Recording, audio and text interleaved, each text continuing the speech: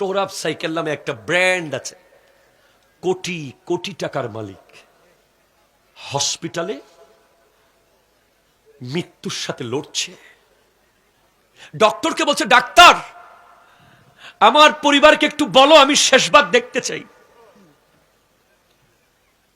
কিন্তু ডাক্তার এত বলা বলির পরেও পরিবার আসে নাই। সে জিজ্ঞেস করছে, ডাক্তার আমার পরিবার আসবে না? বলে, আপনার পরিবার আসবে, আসতেছে আসতেছে আসতেছে।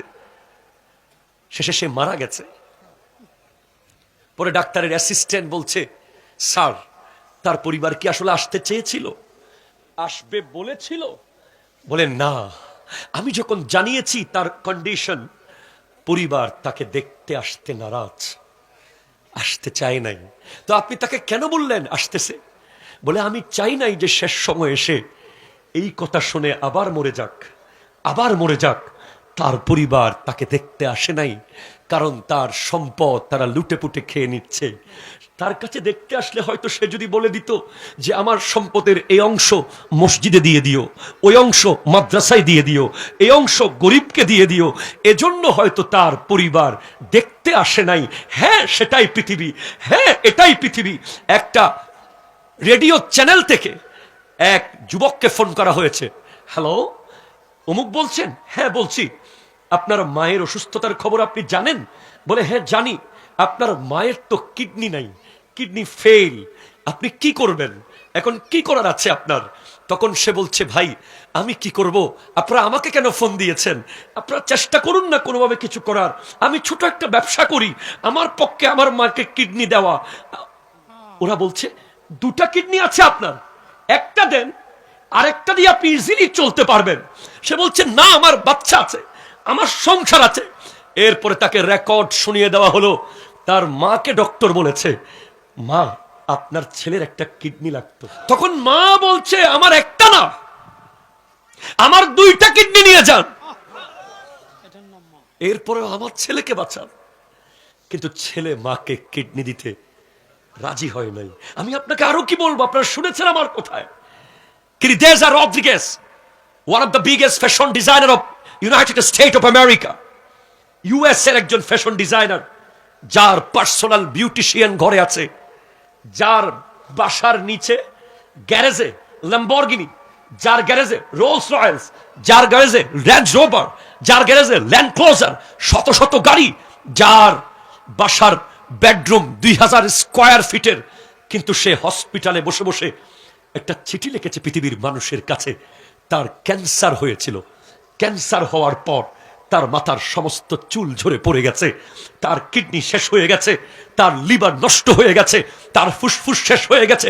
ডক্টর বলছে, you can live, you can alive, you time stop, your time close, you have to go, just write out something for your family, for your society, for your friends.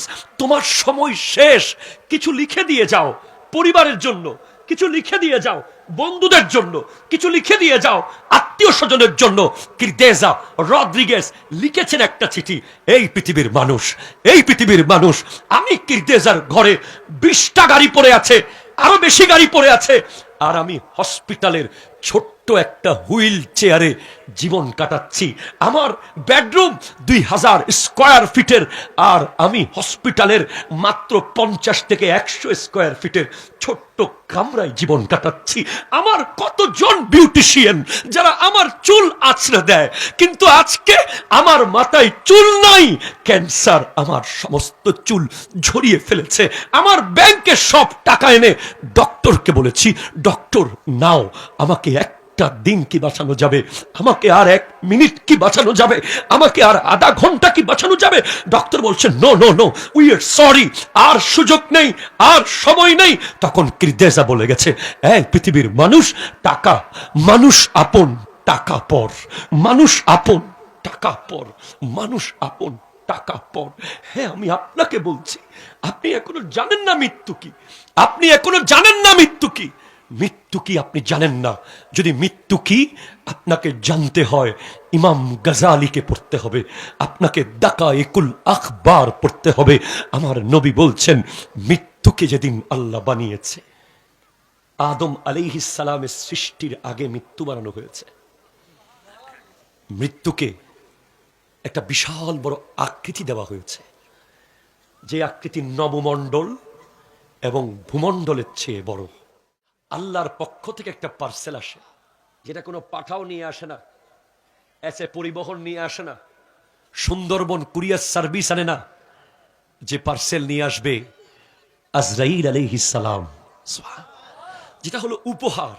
মানুষ উপহারের ভিতরে সাপ দেয়, বিচ্ছু দেয়, কাটা দেয় না। মৃত্যু কারো কারো জন্য উপহার হয়ে আসবে, আল্লাহর পক্ষ থেকে গিফট হয়ে আসবে। কার জন্য? আল মৌতু তুহফাতুল মুমিন, মৃত্যু হলো মুমিনের জন্য উপহার।